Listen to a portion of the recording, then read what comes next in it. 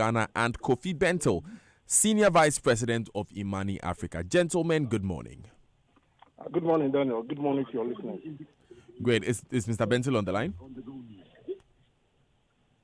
Mr. Bentil, good morning. Okay, let me begin with you, Dr. Texan. What are your initial thoughts on this directive that government issued to the telcos? Okay, thank you, Daniel.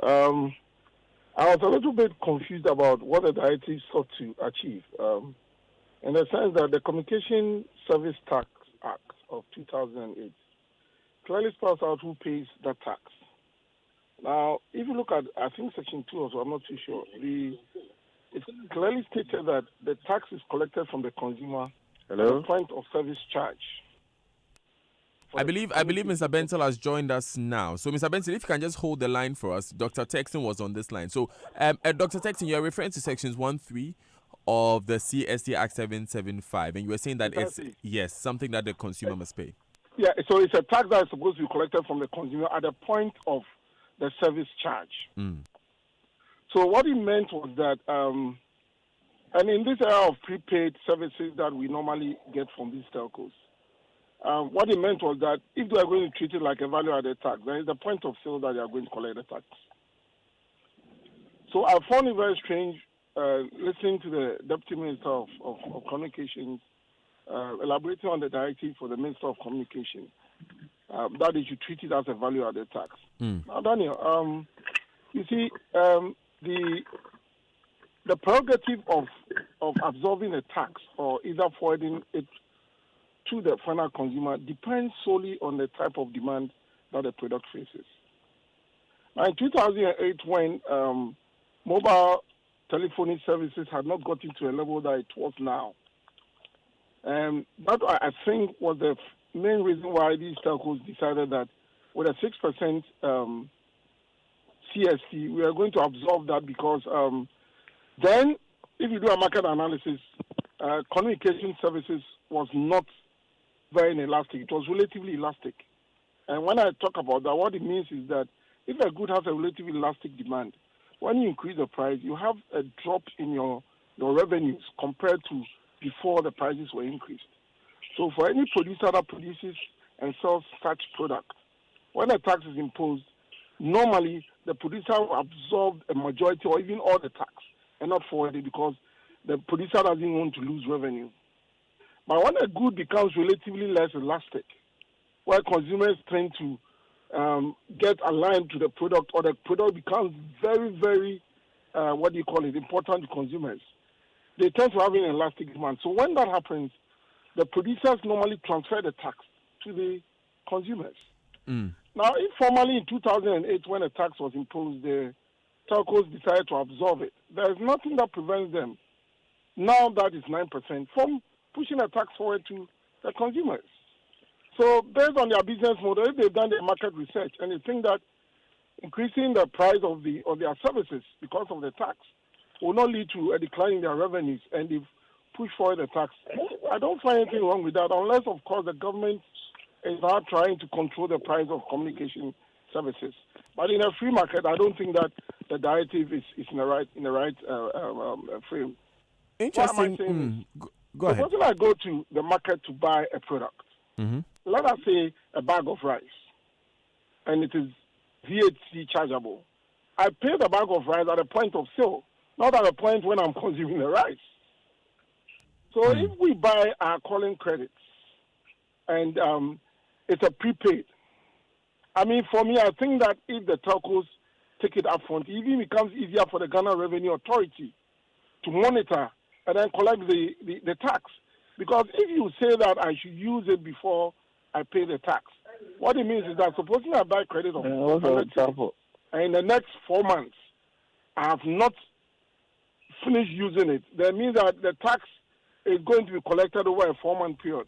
When I think somewhere in the Act, the telcos have about a month to account for the money that they've collected. So for me, I think that it's even easier for the GRA to assess the taxes that the telcos have to bring back to them when the taxes are paid upfront. So your position... But ultimately, for the consumer, it doesn't make any difference. Whether the tax is taken at a point of sale or as and when I consume the service, at the end of the day, the amount of money that the consumer will have to pay in terms of the increase in the price because of the tax will not make any difference. Interesting point you raised there, Dr. Texton. Let me come to Mr. Benson on the other line to get his initial comments. And Mr. Benson, I believe you've been listening to Dr. Texton, who believes that, look, this is a free market. The telco should be ready or to be free to decide which taxes they would absorb and which taxes they would pass on to the consumer. And basically, it's a consumer tax anyway. Yes. Good morning. And Dr. Texton has made some of the key points and some of the most important points. To put it another way, let me use this, proverb. The account says, "Insure tie upon Chenia or war." What it means is that even the frog that lives in water can get choked by the same water. Flowing from Dr. Texton's point, which I wanted to make, but I won't make because he's made it. It is the prerogative of the telcos to choose if they want to absorb a tax or not. And if it gets beyond the point, then clearly they cannot absorb it. And since it is their prerogative to choose whether to absorb it or not, if somebody puts that tax beyond the point they can absorb, they're going to pass it on. So the first principle, or the first point that has to be made is this. Government has the right within law to tax. But the company they tax also has the right to decide how they will treat that tax, especially where government chooses that the tax should be a consumption tax, like VAT or CST. That, by definition, means it should be paid directly by the consumer. That is why you pay VAT upfront. If government wanted the companies to absorb this tax as part of their accounting process, government could have increased their corporate tax rate, or could have even given them a special tax like they did for the financial institutions, the national something levy. Okay. So let's get this principle clear. It is the prerogative of the telcos to choose whether they will pass it on or they would absorb it. And at this point, government has seen that you increase it, you impose it, they absorb. You increase it, they absorb. You increase again, they absorb. At this point, they have decided that, look, we have to pass it on. I think the main problem that government is having is that the telcos, by their action, are showing people the real effect of that tax that the government has put on them. This tax is not on the telcos. It is on the users of the services of the telcos. So the telcos have done no wrong. And it is up to government to decide how it wants to do this one. But if it chooses to use a consumption tax, then it has to be paid upfront, because the telcos have to account every month, and the government cannot tell them how to do their marketing or how to do their accounting. That is not part of their tax policy. So yes, telcos are right in this one. But Mr. Benson, I want to bring this question to you. In that letter that was written by Esther Ekufuor to the NCA, it looks like there's a sense that the telcos are not dealing in good faith, because they say, look, it was 6% and then it was increased to 9%, and it was expected that at least if you want to pass on something to the consumer, you would pass the 3% difference to the consumer. Instead, you are passing the entire 9%. That's why I use the proverb that I use, insure tie ponchenia or do war. And the point I want to make there is that it is the prerogative of the telcos to choose whether to absorb and how much to absorb. They did bits of it, and the telcos said, we will absorb it. But at this point, it is too much for them to absorb. Having done that, there's another proverb. When you do what you have to do, or you make your decisions, you cannot turn around and tell the other party how to make their own decisions. It is the right of government to tax. And it is the right of the telcos to process the tax the appropriate way or to absorb it. So it is disingenuous. And indeed, if we are talking about bad faith, I think the bad faith is somewhere. I don't think there's bad faith here, but I think that generally speaking, it is not for government to tell the telcos how to do their accounting. And in this particular instance, that letter is almost worded as if it is a directive. It's a regulatory directive.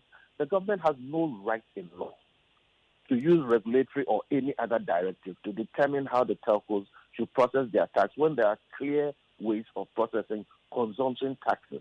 And again, the government has no right in law, not even a moral right, in the defense of the consumer, to tell the telcos that when I, government, have decided to exercise my prerogative to impose a consumption tax on your consumers, turns around to tell you now that please do not tax the consumers I have taxed, but you take a hit and absorb it. I don't think government has that, right at all. And it cannot even make that moral argument that it's trying to protect consumers. To a certain extent, they can make the same argument regarding the rollover and the expiry of, credits that people buy. But even that, as long as Ghana Telecom is going to demand their taxes at the end of the month, then the telcos get a certain room to do what they're going to do. Again, you must understand that these packages are two-way affairs. The telco gives you a certain package based on certain terms and conditions. The term and condition could be that it will expire.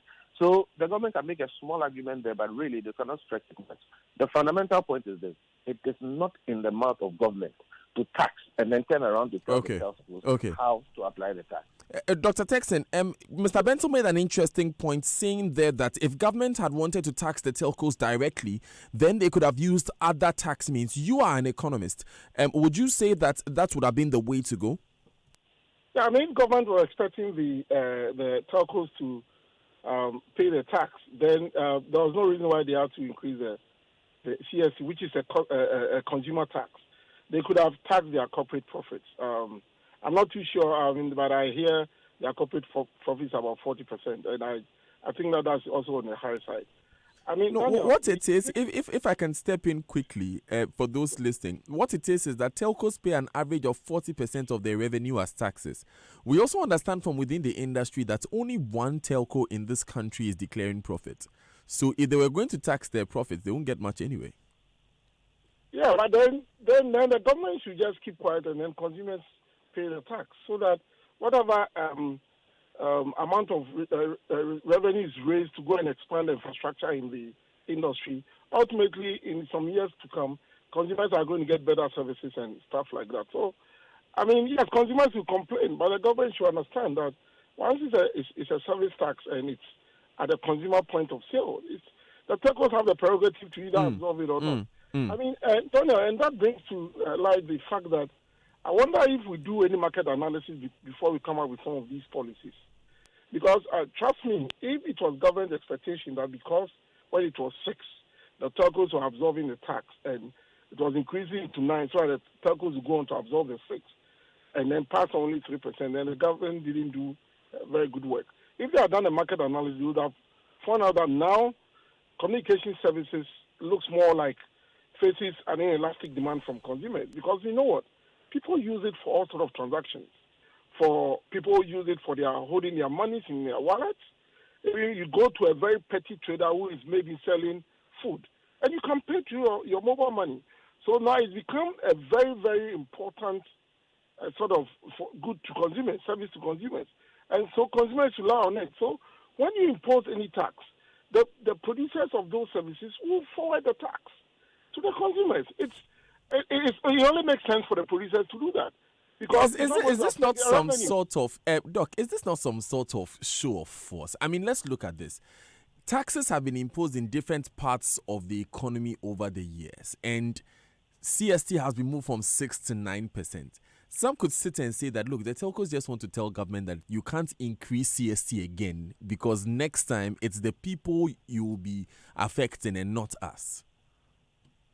Yes, that's the point I'm making. Look, Daniel, if the telcos even had wanted to impose a 6% tax without even government increasing, the telcos could have gone on to do it. If they look at their market research and found out that, look, when we transfer the 6% to consumers would not necessarily reduce their demand for our product. They could have even done that without government increasing the tax. So you see, it's a prerogative of you government, you impose the tax, and you know that it's a consumer tax. So even your expectation in coming out with that act and the collection of the tax was that the consumer was going to pay the tax. I want to take a... Sorry, Doc, go ahead. At one point, the producers decided that because of purposes of competition or the market being not so, the coverage not being so wide, and they want to get in more people, and so they will take on the tax. It's a corporate strategy of those telcos. If they believe that they cannot and they are pushing forward to the consumers, so be it. If the consumers punish them by reducing the demand for their product, then they will revise their strategy. But so far, the consumers are not punishing them by reducing their demand for their services. The very right policy for them to do is to forward the tax to the consumer. Okay, I'm going to take this question to Mr. Bentil on the other line. Mr. Bentil, the agreed points between the three of us, well, between the two of you sitting on the line now, is that it seems like government does not have a space to make the directive it did. Why do you think government asked them to do this in the first place? Well, I think government is just appreciating something it already knows, or we all know. People don't like paying taxes. That's one. Because you are taking money from them and putting it in the government kitty. However, wherever you find that taxes are properly accounted for and are properly utilized, people do not mind paying taxes. And I can give you many examples across the world. If you go to the Scandinavian countries, some of them are taxed over 50%. But they see what their taxes do. We live in a country where on the motorway where tolls are collected, you can't find government services. People die in the middle of the motorway, which is a 15-kilometer road, and there's no ambulance for them. There's no street lights. There are potholes. And these communication services tax, they talk about what they are going to use it for. We sat in this country, and we are paying Kelly JVG to be doing some of these things. It's been over a year, and we don't know what they've said. In fact, we think that we have not made good value for money on that deal. In other words, in the specific sector that we are being taxed, and the taxes are being increased 3 or so times, we don't see anything. So the point here is this: the government is collecting your money and is not telling you anything or not giving you a proper account of how it's being used. And therefore, we don't trust that this money is going to go to any better use. If the government shows us what we are benefiting from the taxes, I think they will lower the dissonance and the anger people have, for paying these taxes. So it's a simple matter of you are collecting the tax, but you don't want people to know you are collecting it, and you don't want them to question you. So you are hoping that the telcos will absorb it, and they are under regulation. You can do all kinds of things. They've done so for a while, and you are hoping they will do it. This time they decide they will not do it. Government should just appreciate that it imposed a communication services tax, which is a consumption tax, and the consumption tax has to be paid by the consumers, and that's exactly what is happening. Thank you, Mr. Bento. I want to ask this one finally, and just on that point of knowing what our taxes are used for, you want to stay with us for our next conversation. Before we start that conversation, we'll play what Mr. Ken Ofori-Atta said the CST would be used for, and then we'll move to another use of our taxes, which is fixing of roads and bridges. Adija has quite the story for you. You want to stay with us for that one. But Mr. Bento, in a heartbeat, there's another leg of the conversation where government has directed that our data bundles should not expire, according to the telcos should make sure data bundles don't expire. That should be good news for anyone who uses a phone, right? It looks like good news, but honestly, what we must appreciate is that these data bundles come by way of a contract. They are marketing promotions. So if you use a prepaid a line, what it means simply is that you pay your money and you use your money over time. If, however, the telco decides to put up a bundle or a promotion or decides to create a package, that package will come with terms and conditions. To that extent, therefore, one of the conditions can be that it will expire. So government can regulate that by saying that, please, if it is not a package, then it should not expire. That I would understand. But if government is trying to say that when I come up with a package or I do some sort of marketing, it can only be one-sided, all you're going to do is drive people out of the market. Regulation has an effect, and people are rational. So what I want to say is that government has the right, more or less in law or in regulation, to say that, okay, nothing should expire. But the telcos also have a right to therefore say that, okay, then please just use your prepaid, credit. Nobody is going to, do any bundle for anybody. It's important for us to appreciate something. Look, this telco industry has grown from just a simple utility that we wanted to use, that is to talk to people, to a utility that is crucial for modern living. It is crucial for so many things, and people are doing their banking on it today. Meanwhile, this particular industry is the most taxed industry, or one of the most taxed industries. It is one of the most highly regulated industries, and that is an industry which has seen very little price inflation. What I mean is if you take their price increase over the period, let's say 5 years or 10 years, they have not increased price as much as petrol, as much as transport, as much as most things. So you have a situation where a very, very important utility, which is funded by private capital, has been put under so much strain. There is a point after which they will break. So when government starts making all these rules and regulations and imposing things on them to the point where now you are going to try and regulate how they do their marketing, we must know that there is a breaking point. And if we get to that breaking point, we'll have to remember that this same country tried for many years to run our own telcos as a government utility, and we failed woefully. Now the private capital, private companies are helping us. We should be careful how we milk that golden cow and the hen that lays the golden egg. If I'm to understand what you're saying, well, you feel that we are putting the telco industry in danger if we issue directives like this? We are, yes, and by extent, therefore, we are putting our own utility, communication utility, in danger. And the point is this: business people make their decisions based on profitability and a number of calculations. When you push them beyond a certain point, you'll be amazed that they're going to move somewhere else. We push them to sell shares. I mean, I could go on, but we don't have the time. And when they sold the shares, now we realize that taking the money out of this economy was going to create a problem. Now we have to go and beg them not to take their money out. If they wanted to play hardball, they would have taken their money out. So I'm saying that when you regulate them, you tax them, they have the highest corporate tax, then you put CST on them, then you also now try to regulate even the bundles and the marketing and promotions that they make. There will be a point after which they are going to decide enough is enough.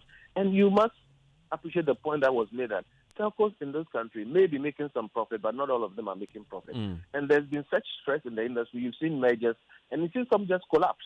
So we have to be a bit careful how we handle that utility, because it's now more important than just, a utility for talking or for communication. It's useful for so many different things, and we must take cognizance of those aspects as well.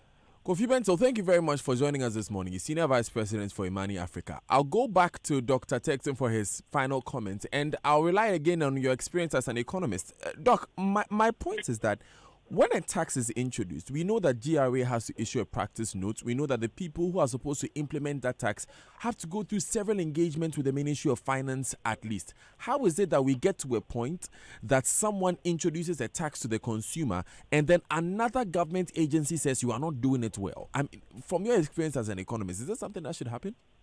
No, it shouldn't happen at all. I mean, if anything, the GRA should come and talk about this, or the Ministry of Finance. But let me add to a point that the Vice President of Imani mentioned. I mean, government should now see the services that are offered by these telcos as a way of life. People now live that way of life. And it's important that we rather tap into the opportunities that the innovations that are taking place in that industry would help us to overcome our development challenges. I'll give you an instance. For instance, I mean, if we find it difficult to get extension officers to our farmers at the very basic level, we could use these services to have these WhatsApp messages and all of that in local dialect, giving the sort of know-how that these farmers need to improve their productivity. And it should even come at a least cost to those very poor people to have access to extension services and all other things that will help them to become more productive.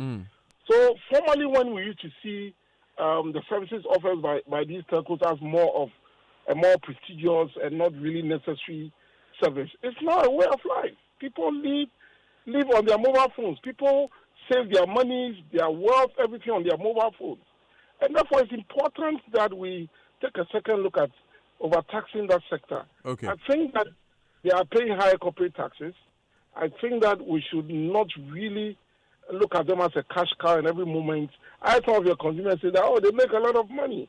But they offer employment to a lot of Ghanaians, both directly and indirectly. Look at the number of people who sell their calling cards and all of that. Have you thought of the fact that when there's a decline in demand for their services because the prices are too high, people will lose jobs?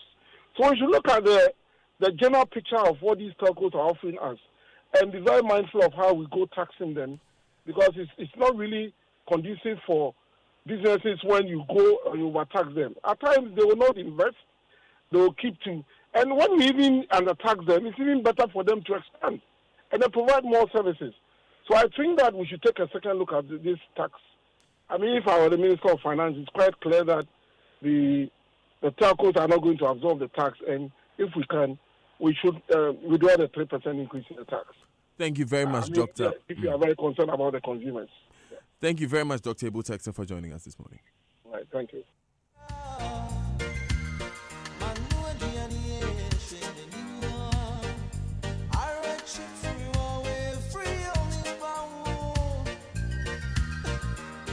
So Dr. Ebo Textor is Senior Lecturer and Program Coordinator for the Economic Policy Management Program, Department of Economics, University of Ghana. Kofi Bentil is Senior Vice President of Imani Africa. They brought us to 2 minutes to the top of the hour.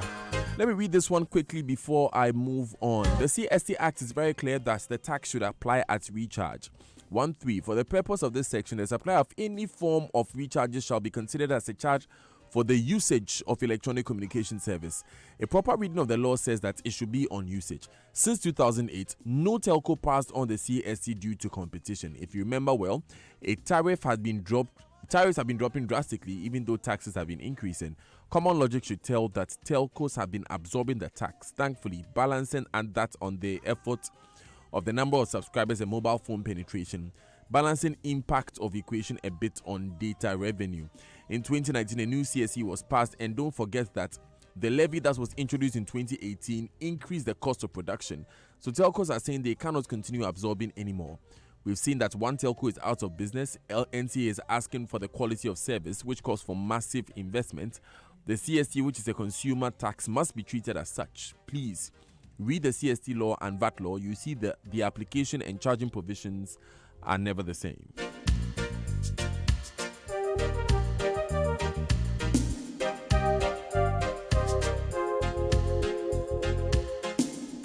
We take a few messages and then the Joy Business Minute.